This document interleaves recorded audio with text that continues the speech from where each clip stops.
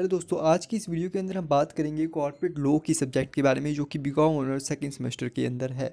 हमने अपनी पिछली वीडियो के अंदर बात करी थी कॉर्पोरेट अकाउंटिंग की एक सब्जेक्ट के बारे में, और हम सारी सब्जेक्ट को कवर कर रहे हैं बीकॉम ऑनर्स की। तो धीरे धीरे हम सारे सिलेबस को देखेंगे आपका डिटेल में, ठीक है। तो इस वीडियो के अंदर हम बात कर रहे हैं कॉर्पोरेट लॉ के सब्जेक्ट को लेकर। मेरे पास कई ऐसे कमेंट्स आते हैं, कई ऐसे डाउट्स आते हैं जो कि स्टूडेंट पूछते हैं कि I want to personally connect you for some doubts and some coaching expects. तो फिर आप अगर मेरे से पर्सनली मिलना चाहते हैं, पर्सनली कोई गाइडलाइंस लेना चाहते हैं, तो आप ले सकते हैं। इंस्टाग्राम में आप मेरे से कनेक्ट कर सकते हैं, और जो भी डाउट है वहाँ पे आप मेरे से पूछ सकते हैं। नीचे डिस्क्रिप्शन में आपको इंस्टा हैंडल का आईडी मिल जाएगी, तो वहाँ से आप देखकर मेरे को कनेक्ट कर सकते हैं। पर्सनली आप मेरे से साथ जुड़ सकते हैं, ठीक है। बाकी कॉर्पोरेट लॉ जो सब्जेक्ट है वो काफ़ी इजीली और काफ़ी इंटरेस्टिंग है। कंपनी लॉ आप कह सकते हैं, कंपनी का पूरा लॉ बताएंगे इस वाली सब्जेक्ट के अंदर कि कैसे एक कंपनी इनकॉर्पोरेट होती है, और इनकॉर्पोरेशन से लेकर आपकी वाइंडिंग अप तक सारा पूरा चीज़ें इस सब्जेक्ट के अंदर आपको पढ़ने को मिलेगी, ठीक है जी। तो आइए देखते हैं इस सब्जेक्ट में क्या है। पार्ट ऑफ डैट आप इस सब्जेक्ट की कोचिंग लेना चाहते हैं, या फिर कोई भी बीकॉम ऑनर्स की कोचिंग लेना चाहते हैं, 11th 12th की कोचिंग लेना चाहते हैं होम ट्यूशन, तो आप हमसे पर्सनली कनेक्ट कर सकते हैं। We are also providing home tuition in West Delhi. तो अगर आप वेस्ट दिल्ली में रहते हैं, वेस्ट दिल्ली के स्टूडेंट हैं, और होम ट्यूशन से रिगार्डिंग कोई भी बात करना चाहते हैं, तब भी आप हमसे इंस्टाग्राम में कनेक्ट कर सकते हैं और हमारे साथ जुड़ सकते हैं। तो आइए दोस्तों, इस सब्जेक्ट को लेकर समझते हैं क्या इंपॉर्टेंट टॉपिक्स एंड रूल यहाँ पे रहेंगे। तो यहाँ पर आप सबसे पहले देखेंगे कि इंट्रोडक्शन आता है। इंट्रोडक्शन के अंदर है meaning and characteristics of company, कि क्या है कंपनी, कैसे, क्या मीनिंग क्या है कंपनी की, उसकी करेक्टरिस्टिक्स क्या है, क्या करेक्टर है एक कंपनी के, ठीक है। लिफ्टिंग ऑफ कॉर्पोरेट विल के बारे में यहाँ पे बात करेंगे, जिस this is one of the major important concept. उसके बाद यहाँ पे आता है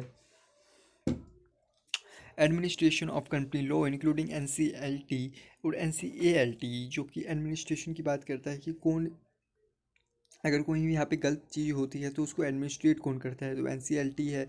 एनसीएएलटी उनसे बदी उठौती है। फिर लास्ट में आता है सुप्रीम कोर्ट, जिसको अप्रोच कर सकता है कोई भी मेंबर, कोई भी director, if feels that company is doing any contravention of law, ठीक है। उसके बाद यहाँ पे आता है कि type of company including private, public company, government company, foreign company, one person company, small company. तो यहाँ पे आता है document company, producer company, association not for profit objective, illegal association, formation of company, promoter, their legal position, pre incorporation contracts क्या होते हैं, ये online registration of a company.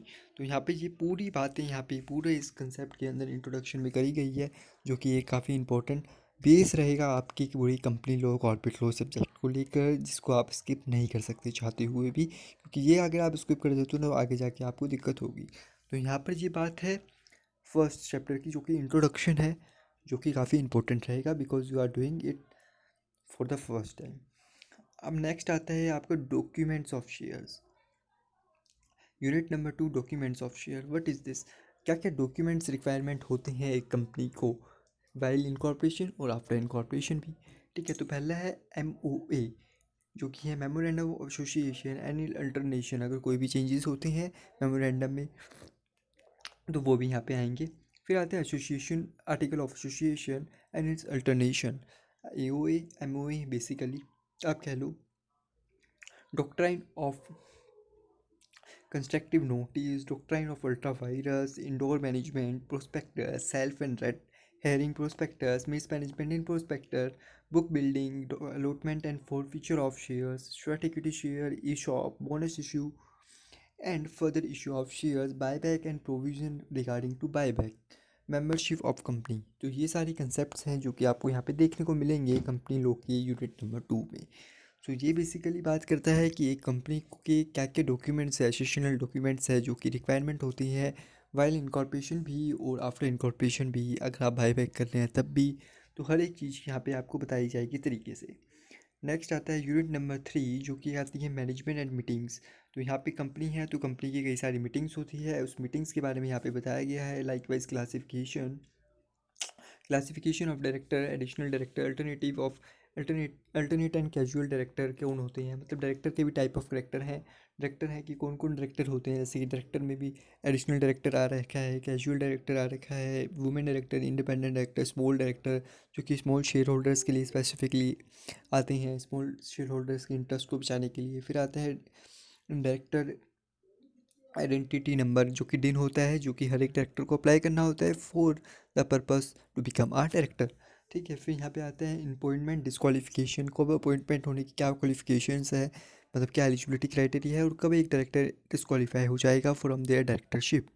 फिर आता है removal of director. Removal of director करने का क्या पूरा प्रोसीजर होगा, रीगल पोजीशन क्या रहेगी, पावर एंड ड्यूटीज़ की मैनेजर पर्सन के रूप में कैसे काम करता है एक director, managing director, manager, whole time director, board meetings कब होती है, 4 बार होती है तो कितना गैप होना चाहिए, क्या क्योरम पूरी रहनी चाहिए, ये सब बातें होगी इसके अंदर। मीटिंग्स थ्रू वीडियो कॉन्फ्रेंस कैसे होती है, उसका क्या पूरा प्रोसीजर रहता है, कब नोटिस जाना चाहिए। फिर आता है शेयर होल्डर मीटिंग, AGM। हम शेयर होल्डर मीटिंग के बारे में बात करने लग गए कि शेयर होल्डर मीटिंग हो रही है तो फिर यहाँ पे कब AGM देना होगा, कब AGM होता है। AGM मतलब होता है एनुअल जनरल मीटिंग, जो कि एनुअली एक बार होनी चाहिए 6 month from the date of ending of financial year, और 9 मंथ में होनी चाहिए from the date of incorporation for first AGM। ठीक है, AGM के बारे में बात कर रहा है, एंड कॉन्ट्रैक्ट ऑफ मीटिंग्स के बारे में बात कर रहा है, वैलिड मीटिंग रिजोल्यूशन, और बात कर रहा है आपकी पोस्टल बैलेट की।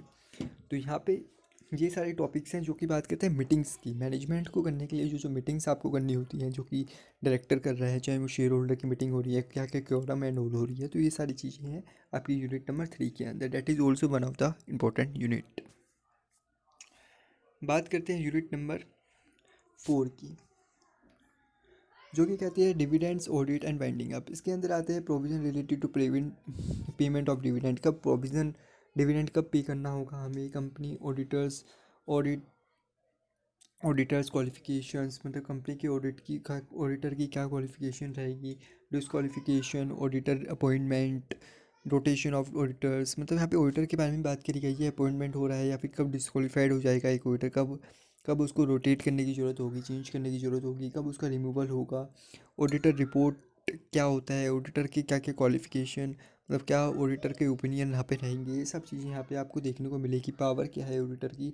फिर आती है बात वाइंडिंग अप की। वाइंडिंग अप मतलब होता है कंपनी का एंड होना बेसिकली, आप ये लगा लो। फिर यहाँ पे concept of modes of winding up, provision of winding up क्या होते हैं under the insolvency bankruptcy code of India.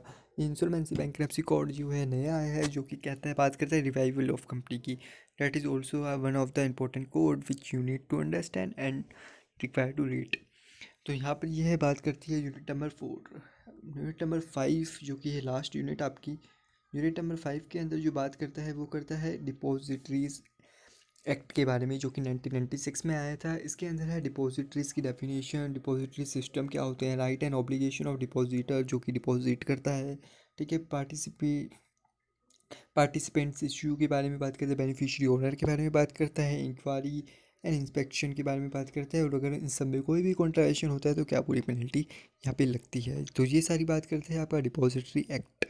तो यहाँ पर जो है आपकी कुल मिला के 5 यूनिट है, जिसके सिलेबस को हमने समहाउ देखा और कोशिश करी कि आपको समझाने की कि क्या क्या पूरा सिलेबस यहाँ पे रहता है। Now this is very good और very interesting subject, if you are reading by your own also, तो आपको काफ़ी ईजिली यहाँ पे समझ में आएगी। ठीक है, अगर फिर भी अगर आप चाहते हैं कि किसी भी तरीके की गाइडेंस लेना हमसे, तो आप कनेक्ट कर सकते हैं, हमको जुड़ सकते हैं हमारे साथ, पर्सनली अपने डाउट को पूछ सकते हैं थ्रू द इंस्टाग्राम का जो हैंडल है वो आपको नीचे डिस्क्रिप्शन बॉक्स में मिल जाएगा। ठीक है, और बाकी कोई भी डाउट रहता है तो आप हमसे जुड़ सकते हैं। इस वीडियो को ज़्यादा लंबी नहीं करेंगे दोस्तों। अगर आपको कोई इशू आ रहा है, कोई भी दिक्कत हो रही है, तो आप हमसे पर्सनली कमेंट करके भी पूछ सकते हैं। Thank you so much for watching. Channel को जरूर सब्सक्राइब कर दीजिएगा अगर नए हैं चैनल के अंदर तो, और शेयर कीजिएगा अपनी वीडियो, इस वीडियो को अपने फ्रेंड के साथ। Thank you so much.